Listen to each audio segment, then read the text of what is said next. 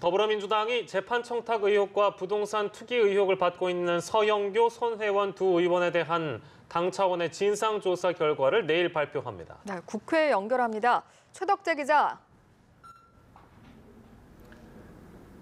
네, 더불어민주당은 서영교, 손혜원 두 의원에 대한 판단을 내일 내리기로 했습니다. 원래는 오늘 오전 중에 두 의원에 대한 판단을 내릴 예정이었지만 두 의원의 의견을 좀 더 들어보고 판단을 내리기로 결정했습니다. 이해식 대변인은 사무처에서 추가적으로 조사를 실시한 이후 내일 최고위에서 최고위원들의 의견을 듣고 최종 결론을 내릴 것이라고 전했습니다. 여론이 악화되고 있는 데다 야당이 맹공을 퍼부으면서 조기에 수습책을 마련하겠다는 의미로 해석됩니다. 당내에선 서 의원의 원내 수석부 대표직 사임과 손 의원의 문체위 간사직 사임이 불가피한 것 아니냐는 관측도 조심스럽게 나오고 있습니다. 네, 한국당이 이번 사건을 권력형 게이트로 규정하고 국회에 징계안까지 제출했잖아요. 이 내용도 좀 전달해 주시죠.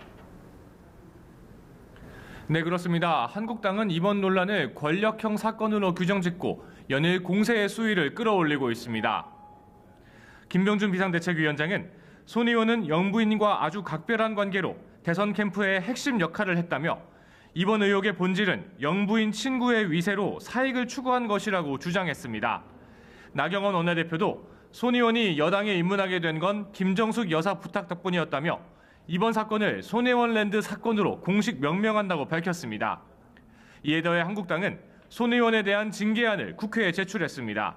손 의원이 국가 이익을 우선해서 양심에 따라 직무를 하도록 규정한 헌법과 국회법을 위반했다는 주장입니다. 한국당은 징계안을 통해 국회의원이 개발 이익을 노리고 우월적 지위로 산하기관을 통해 문화재 지정에 압력까지 행사했다는 의혹을 받고 있다고 밝혔습니다. 손 의원에 대한 징계안은 국회 윤리특별위원회에 회부됩니다. 네, 그런가 하면 당장 모레부터 열리는 1월 임시국회를 놓고 여야 간 갈등이 심한데 어떤 점에서 양측이 대립하고 있나요? 네, 야사당이 어제 요청한 임시국회 소집에 대해서 민주당은 이런 정쟁을 위한 임시국회는 가능하지 않다는 입장입니다. 야사당의 요구에 의해 당장 내일부터 임시국회가 열리기는 하지만 원내 일당인 민주당의 의사일정 합의 없이는 회의가 문만 연체로 제대로 작동하지 않을 가능성이 있습니다. 야당은 연일 민주당에게 임시국회 개최에 협조하라고 촉구하고 있습니다. 한국당 나경원 원내대표는 야당과 공조해서 상임위가 열리도록 최대한 노력하겠다고 밝혔고 바른미래당 김관영 원내대표는 민주당이 산적한 현안과 각종 개혁 법안을 쌓아두고도 꼼짝도 하지 않는다며 이는 직무유기라고 강조했습니다.